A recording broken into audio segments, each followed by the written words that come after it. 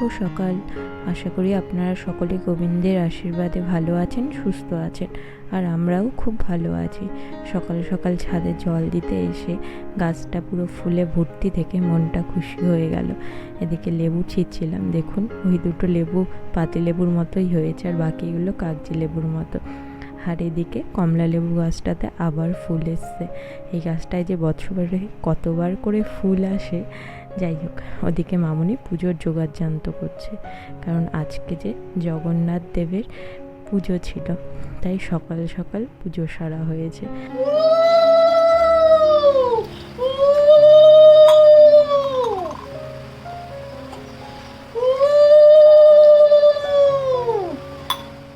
এদিকে গোপুসোনাকে স্নান করানো হচ্ছে। প্রত্যেক দিনই এরকম 3 কলসি জল দিয়ে স্নান করানো হয়।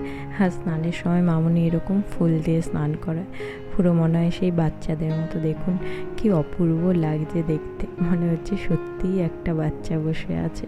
আমার কিন্তু গোপুর এই স্নানটা দেখতে বা গোপুকে স্নান করাতে ভীষণ ভালো লাগে। আপনাদের কাদের কাদের বাড়িতে এরকম গোপু আছে অবশ্যই কিন্তু কমেন্ট করে জানাবেন। আর এদিকে আমি আর মামুনি দুজনে গল্প করতে করতে গোপুকে স্নান করানো হয়ে গেছে। এবার জামা পরাচ্ছিল, সরি এটা গোপুর প্যান্ট পরাচ্ছিল। মামুনি বলেছিল আগে যেই জামাটা দেখালাম ওটা পরাবে, আমি বললাম না খুব গরম, এই পাতলাটাই পরাও। আর এটা নতুনও আছে, তাই আজকে মানে রথযাত্রা উপলক্ষে গোপুকে এই হালকা পাতলা একটা জামাই পরানো হলো। আমার কিন্তু এরকম হালকা হালকা জামাই বেশি ভালো লাগে। ওই দেখুন ওই জামাটা আমি পরাতে দিইনি। যাই হোক, এদিকে মামুনি গোপুকে রেডি করে বসিয়ে দিয়েছে। দেখুন কি অপূর্ব লাগছে দেখতে। আর এরকম যেদিন কোনো পুজো বিশেষ অনুষ্ঠান থাকে সেদিন যেন আরও বেশি সুন্দর লাগে গোপুকে দেখতে। আর এদিকে রথযাত্রা উপলক্ষে আনা হয়েছিল জিলেপি, যেটা ছাড়া তো পুজোই অসম্পূর্ণ। আপনাদের কাদের কাদের বাড়িতে এরকম পুজো হয় অবশ্যই বলবেন। এদিকে মামুনির আমি একটু ফটো তুলে নিলাম। আজকে কি রান্না হচ্ছে? খিচুড়ি হয়ে গেছে, পাপড় ভাজা হয়ে গেছে, বেগুন ভাজা হয়ে গেছে, এখন খয়ের বড়া করছি। বাবা ঠিক এই ঠান্ডার মধ্যে খিচুড়ি তাহলে তো জমে যাবে। জমে যাবে, খাও। এটা খইয়ের বড়া? হ্যাঁ বাবা, আমি খইয়ের বড়া প্রথমবার খাবো। আচ্ছা সবাই গেছে, খিচুড়ি হয়ে গেছে। এটা কি করে করো খইয়ের বড়া? চালের গুঁড়া, বেসন, কাঁচা লঙ্কা চিড়ে দিবে, নুন হলুদ দিবে। ওই কোথায় পেলে? খই ছিল আগে, ওদের খাবার তাড়াতাড়ি করে রেডি করে হয়ে গেছে। আর ফুলকপির বড়া হবে। আচ্ছা, চাটনি আছে, বর্ষার খাবার। হ্যাঁ বর্ষা একদম জমে যাবে। বেসন আর চালের গুঁড়া দেবে। হ্যাঁ হ্যাঁ, কাঁচা লঙ্কা কুচিয়ে দেবে, হ্যাঁ। নুন হলুদ দেবে, একটু সামান্য মিষ্টি দেবে, তাহলে টেস্ট আসবে। হ্যাঁ হ্যাঁ ব্যাস। এদিকে বেগুন বেগুন ভাজা হচ্ছে। খইয়ের বড়া। এদিকে পাপড় ভাজা হয়ে গেছে, ফুলকপি বড়া হবে। আবার ফুলকপির বড়া হবে। বাহ, আজকে তো মানে দারুণ খাওয়া হবে তাহলে খিচুড়ির সাথে। হ্যাঁ এবার ওইখানে তুলবে খাবার খাবার। তাই তো? হ্যাঁ বাট এটা হচ্ছে, তাহলে ওটাতে কি কি দিয়েছো? এটার মধ্যে নুন হলুদ মিষ্টি, চালের গুঁড়ো, চালের গুঁড়ো আর বেসন, একটু আটা, সামান্য আটা। আটাটা কেন দিলে? ওটা আঠা হয়ে আসে। আচ্ছা আচ্ছা আচ্ছা আচ্ছা, যাতে কি বাইন্ডিংটা ভালো হয়। হ্যাঁ এটা হ্যাঁ। খইয়ের বড়ার কালার চলে এসছে। দারুণ লাগছে দেখতে। হ্যাঁ, তারপর নিয়ে খইয়ের বড়া ফুলকপি ওগুলো বেশ ভালো আছে। একটা থালার মধ্যে ঢেলে দিদি, এটা দিদি দেখো না, ক্যামেরা কিন্তু বড় হয়েছে এটা। বাপিকে দিয়ে করে দিবি। হ্যাঁ, দিদি বলছি কি এটা একটু জল দেবো? দাও দাও দাও দাও। হ্যাঁ দেখেন তো, দিদিকে বলে বলেই করতে পারে আমার ম্যাডাম। আমার ম্যাডাম হ্যাঁ 100 বার। এই যে ব্যাটারটা এরকম কালকে কনসিস্টেন্সি। কাদনি তেল একটু লাগবে তো দিদি কড়াইতে? দিচ্ছি দিচ্ছি আমি দিচ্ছি। সাদা তেল লাগবে। মুটা একটু ওর মা বাবাকে নিয়ে এসেছিল, প্রথম খয়ের বড়া খাইয়ে দিয়েছি। আচ্ছা খইর বড়াটা তো আমাদের বাড়িতে শিখতে হবে, দিদির কাছ থেকে।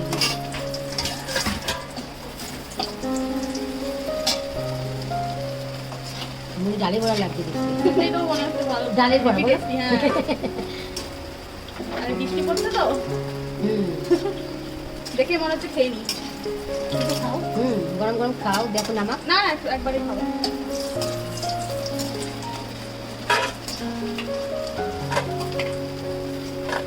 দেখো খাবার জিনিস তৈরি করতে গেলে ঘাসও খাওয়া যাচ্ছে, বলো? হ্যাঁ। হ্যাঁ সত্যি কথা।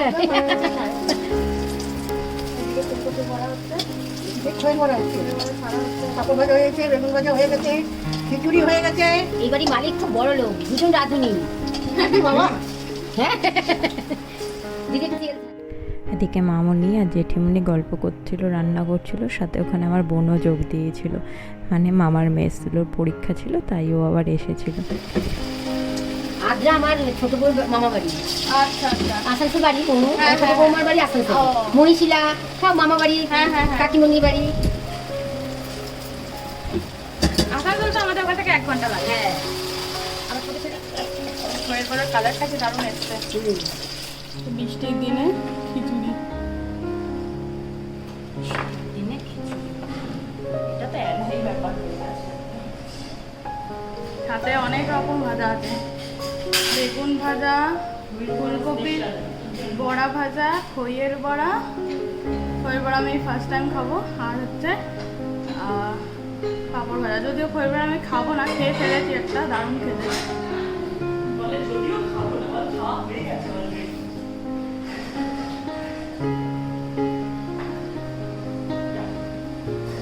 ঈশাদা আসো।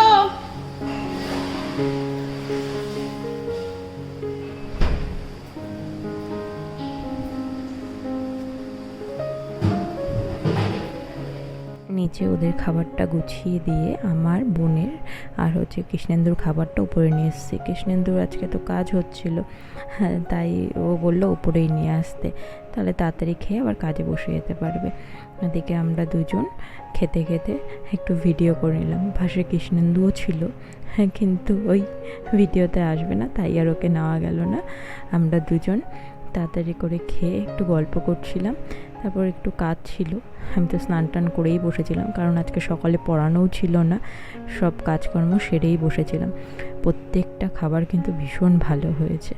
তারপরে দুপুরের খাবারের আয়োজন, ওটা ছিল চিংড়ি মাছের মালাইকারি, লাল শাক, ওটা চিংড়ি মাছের বড়া, ওটা পোস্তর বড়া, একটা ভেটকি মাছের পাতুরি, আর একটা ডাল ছিল। তারপর আমরা একটু খেয়ে দিয়ে বেরিয়েছিলাম, একটু কাজ ছিল, নার্সারিতেও গিয়েছিলাম, কিন্তু ভিডিও ক্লিপগুলো কি করে ডিলিট হয়ে গেছে, তাই আপনাদের সাথে আর শেয়ার করা গেল না। যাই হোক, কী আর করা যাবে। ওখান থেকে এসে তাড়াতাড়ি চলে এসেছিলাম। আগের দিন যেহেতু অন্ধকার হয়ে গেছিলো, তাই আর নার্সারিতে যেতে পারিনি। অন্ধকার হলে তো আর নার্সারিতে যাওয়া যায় না। আসার সময় দেখলাম বেশ জায়গায় জায়গায় কিন্তু রথের মেলা বসেছে, বেশ ভালো লাগছিল।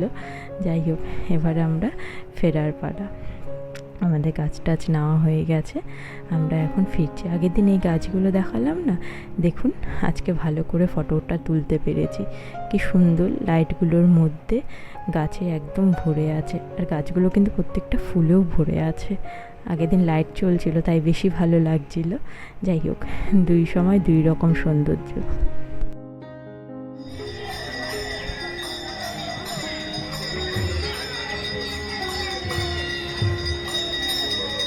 বাড়ি আসার পর দেখলাম বাড়ির সামনে দিয়ে আরেকটা রথ যাচ্ছে।